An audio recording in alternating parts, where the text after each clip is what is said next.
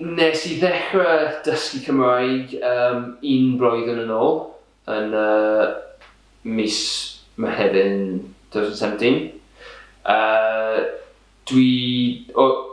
O'n i'n moyn dechrau defnyddio mwy Cymraeg gyda busnes ar-lein, social media, pethau like that. Dwi'n meddwl mae cwsmeriaid yn moyn brynu cynnwch from cwmni mwy genuine and gyda boots, I suppose. So dwi'n meddwl defnyddio tipyn bach o Cymraeg yn y well ffordd I do that. Hefyd mae lawer o cwsmeriaid yn byw yn Lloegr neu Brydain, ond dwi'n meddwl lawer o cwsmeriaid sy'n dod o Cymru yn wreiddiol. And mae gyda fi cwbl o cwsmeriaid sy'n archebu'r cigoen yn Gymraeg ar y ffôn gyda fi yn past. So mae reswm I defnyddio Cymraeg gyda busnes. Hefyd I Euro 2016 gyda ffrindiau, a mae lawer o pobl yn siarad Cymraeg gyda pobl, a mae big ysbrydoli I fi eto. Syml iawn, mae blasus, dim stress.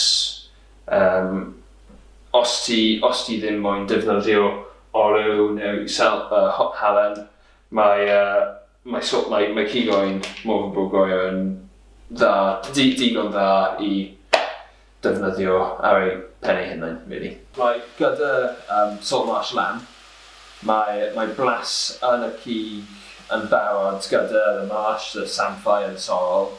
Wedyn, dwi ddim meddwl ti angen rhoi gormod flavours arall gyda cigoen, really. Tatws I benfro, newydd. Tipyn bach o menyn Cymraeg gyda, cadw'r proses yn syml o posib. So dwi'n mynd I ffricio'r cigoen nawr.